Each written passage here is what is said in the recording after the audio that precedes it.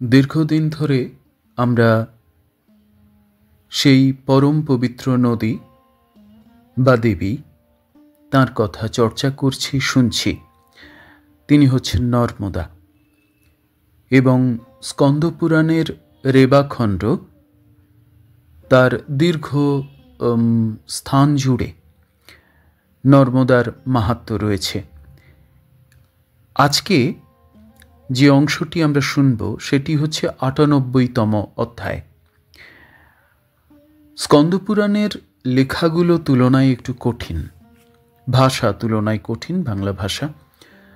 তো অনেকেই বলেছেন যে এই ভাষা বুঝতে একটু অসুবিধে হচ্ছে, সেই কারণে যেভাবে শিবপুরাণ পাঠ হয়েছে এখানে, শিবপুরাণের জ্ঞানসংহিতা, সেইটাও আবার করে ভেবেছি যে যদি নর্মদার এই কথাগুলোকেও মূল পুরাণ পাঠের সাথে সাথে একটু যদি সহজ করেও বলা যায়। তো মূল পাঠ রয়েছে এরপরে, তার আগে আমরা ৯৮ অধ্যায়ে যে তীর্থের কথা আছে সে সম্পর্কে একটু সহজ করে জেনে নিই, শুধুমাত্র তথ্য। মার্কণ্ডেয় ঋষি বলছেন যুধিষ্ঠিরকে, এবং এই তীর্থের কথা এসেছে ৯৮ অধ্যায়ে।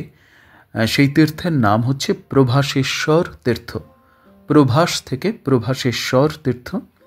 এবং এই তীর্থ খুব বিখ্যাত একটি তীর্থ, বলা হয় স্বর্গের সিঁড়ি। এবং যুধিষ্ঠির জিজ্ঞাসা করছেন মার্কণ্ডেয়কে যে এই প্রভাসেশ্বর তীর্থ কিভাবে স্বর্গের সিঁড়ি হয়ে উঠল। যারা নর্মদা পরিক্রমা করেছেন তারা জানেন এই তীর্থে যেতে হয় পরিক্রমার পথেই পড়ে। তো এইখানে সেই তীর্থের কথা বলতে গিয়ে মার্কণ্ডেয় প্রভাকরের, প্রভা নাম্নী অর্থাৎ প্রভা নামের এক রমণীর কথা বলেছেন, যিনি প্রভাকর বা সূর্যের পত্নী বা স্ত্রী। পুরাণের লেখার পুরাণ লেখার একটা নির্দিষ্ট কাঠামো আছে, অর্থাৎ মূল জ্ঞানকে প্রকাশ করতে পুরাণ বেশ কাহিনী বা গল্পের একটা কাঠামোকে ব্যবহার করে। তো এখানেও আমরা দেখব, এই জন্য যে কোনো পুরাণ, আমাদের যে 18টি মূল পুরাণ আছে, যে কোনো পুরাণ অসংখ্য কাহিনী বা গল্পের আকর, কিন্তু শুধু গল্পে কিন্তু পুরাণ শেষ হয়ে যায় না। এখানেও আমরা দেখব যে প্রভা, তিনি প্রভাকরের স্ত্রী, তিনি দুর্ভাগ্য পীড়িত হয়ে স্বয়ং মহাদেবের আরাধনা করছেন, এবং 1 বছর কঠোর তপস্যার পরে তিনি মহাদেবের দর্শন পান, এবং মহাদেব দর্শন দিলে মহাদেবের কাছে তিনি চেয়ে নেন যে আমি স্বামী সুখ থেকে বঞ্চিত, এবং স্বামী ছাড়া আমার আর কোনো দেবতা নেই, ইত্যাদি ইত্যাদি ইত্যাদি। এবং আমি যেন সদা সর্বদাই আমি স্বামীর সুখ বা পতি সুখ পেতে পারি। আমি পাই না বলেই আপনার কাছ থেকে এই বর আমি লাভ করব, এই কারণে এত কঠিন তপস্যা আমি করছি, কষ্ট সহ্য করছি। এবং স্বাভাবিকভাবেই শিব সেখানে আসেন, ঈশ্বর সেখানে আসেন, এবং তাকে সেই বর প্রদান করেন যে প্রভা তার স্বামী অর্থাৎ প্রভাকরের অত্যন্ত প্রিয় হয়ে উঠবে। তারপরে দেখা যায় যে স্বয়ং উমাও, তার মাহাত্ম্য এখানে রয়েছে। উমা চরিত্র হিসেবে এখানে এসেছেন। উমা এবং মহেশ্বর সদা সর্বদা নর্মদার 2 তীরে অবস্থান করেন, এটা একেবারে নর্মদা পুরাণের মূল কথা। তো সেখানে প্রভা খুব আনন্দিত হয়ে, আমরা দেখব শেষে সূর্য প্রভাকে অত্যন্ত আদর যত্ন করবেন, এরকম গল্প রয়েছে।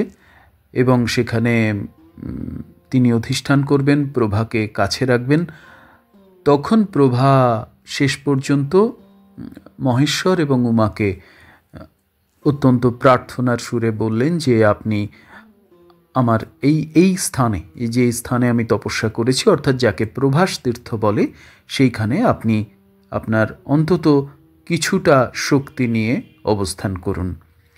এবং সেই স্থানেই সম্মত হয়ে থাকলেন মহাদেব এবং উমা, এবং সেইখানেই সর্বদেবময় এক মহেশলিঙ্গ বা শিবলিঙ্গ স্থাপিত হলো, এবং সেই লিঙ্গের নাম হলো প্রভাশেষ। এই হলো প্রভাশেশ্বর বা প্রভাশেষ শিবলিঙ্গের পুরাণ কাহিনী, তার পিছনের যে কাহিনী। এরপর এই তীর্থের মূল সময়, অর্থাৎ যে সময়ে এই প্রভাশেষ শিবলিঙ্গ অর্চনা করলে সবচেয়ে বেশি ফল পাওয়া যায়, মনস্কামনা পূর্ণ হয়, সে কথা বলা হয়েছে। সেই সময়টা হচ্ছে মাঘ মাস, মাঘ মাস শুক্লা সপ্তমী তিথি, এবং তারপরে তার এইটা পূজা করার মূল সময়, এবং যে যে দান ধ্যান ইত্যাদি ইত্যাদি সেই সমস্ত কথা এখানে রয়েছে। এইভাবেই এই জায়গার, এই স্থানের, নর্মদা তটের এই স্থানের কাজ, ফল বর্ণনা করা হয়েছে, কাহিনী বর্ণনা করা হয়েছে। এবারে আমরা শুনে নিই, যারা আরও কৌতূহলী হয়ে শুনতে চান একেবারে পুরাণ কি বলছে, সেটার জন্য এর পরবর্তী যে পাঠ রয়েছে সেটা শুনে নেওয়া যেতে পারে। স্কন্দ পুরাণ, রেবাখণ্ড, ৯৮ অধ্যায়। এর আগে ৯৭ অধ্যায়ে আমরা শুনেছি বিখ্যাত ব্যাসতীর্থের কথা। আজ প্রভাশেশ্বর তীর্থ, ৯৮ অধ্যায়। মার্কণ্ডেয় কহিলেন, হে রাজেন্দ্র, অনন্তর অনুত্তম প্রভাশেশ্বর তীর্থে গমন করিবে। ত্রিলোক বিখ্যাত এই প্রভাশেশ্বর স্বর্গের সোপান স্বরূপ।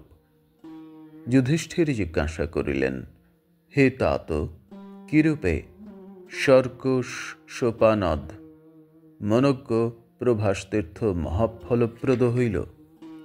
সংক্ষেপে সত্তর আমার নিকট কীর্তন করুন।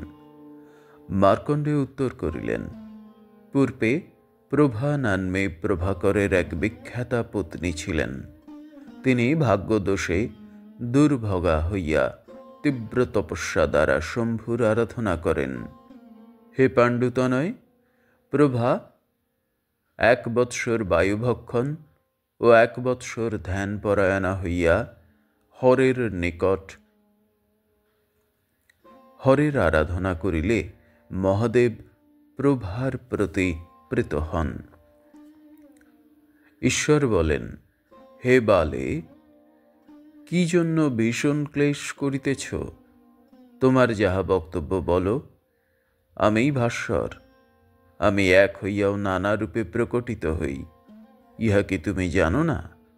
প্রভা উত্তর করিল, শম্ভ, স্ত্রী জাতির স্বামী ব্যতীত অন্য কোনো দেবতা নাই।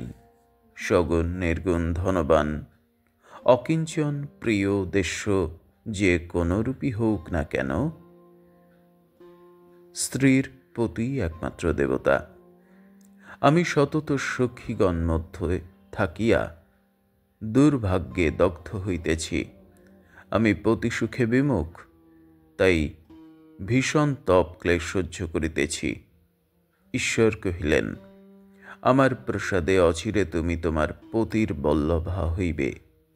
তখন পার্বতী পতির সমীপে উপবিষ্টা ছিলেন। তিনি কহিলেন, হে মহেশ্বর, ভাস্কর আপনার বাক্য পালন করিবেন না, আর প্রভারও ক্লেশ বৃথা হইবে। যখন উমার বাক্যে মহেশ তিমিরারি রবিকে চিন্তা করিলেন, তখন উমার বাক্যে মহেশ তিমিরারি রবিকে চিন্তা করিলেন। শঙ্করের স্মরণ মাত্রে তপন গগন হইতে অবতরণ করিয়া নর্মদা তীরে উপনীত হইলেন। ভানু বলিলেন, হে অঘাসুর নিষূদন, আমাকে কি জন্য আহ্বান করিয়াছেন?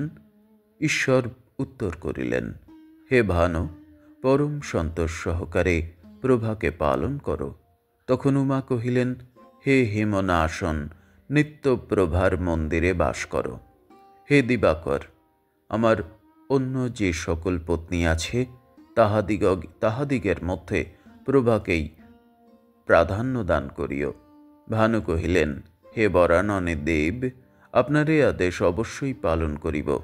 বিভাকরের এই সকল বাক্য শ্রবণ করিয়া প্রভা বিভু মহেশ সমীপে আহুতা হইলে প্রভা বলিলেন, হে দেব, আপনি উমার স্বামী মন্মথ আপনা দ্বারা মথিত হইয়াছে। এই তীর্থের বিকাশার্থ আপনি স্বীয় একাংশে এই স্থানে অবস্থান করুন। মার্কণ্ডেয় কহিলেন, হে পাণ্ডব, অনন্তর সেই স্থানে সর্বদেবময় মহেশলিঙ্গ স্থাপিত হইল। অখিল লোক দুর্লভ সে বিখ্যাত লিঙ্গের নাম রহিল প্রভাশেষ।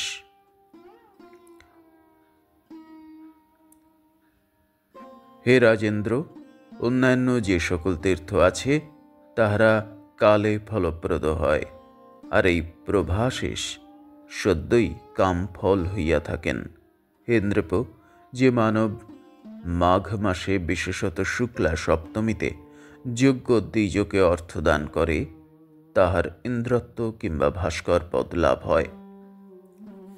হে প্রভু প্রবর, প্রভাশেষ তীর্থে স্নান করিয়া ভক্তি ভরে দান করিতে হয়, আর যে মানব এই তীর্থে গোদান করে তাহার স্বর্গ এমনকি সত্যলোক পর্যন্ত লাভ হইয়া থাকে। যাহারা প্রভাশেষ তীর্থে সর্বাঙ্গ সুন্দরী শুভ্রা ক্ষীরিণী শুভাবহা সবৎসা তরুণী ধেনুকে ঘণ্টাভূষণ ভূষিতা ও কাংস দেহ পাত্রে যুক্তা করিয়া দান করে, হে নৃপসত্তম, জমপুরে তাহারা গমন করে না। আর যে মানব পরম ভক্তি সহকারে প্রভাশেষকে স্নান করায় কল্পকাল পর্যন্ত সেই ব্যক্তি উত্তম লোকে বাস করিয়া থাকে। হে পাণ্ডব, স্নান মাত্রই মানবের দৌর্ভাগ্য বিনষ্ট হয়। প্রভাশেষ তীর্থে বৈবাহিক বিধি অনুসারে দ্বিজকে ভক্তিপূর্বক কন্যাদান করিতে হয়। সম কুলশীল বিনয়া ও ধনসম্পন্ন দ্বিজকেই প্রভাশেষ তীর্থে কন্যাদান কর্তব্য।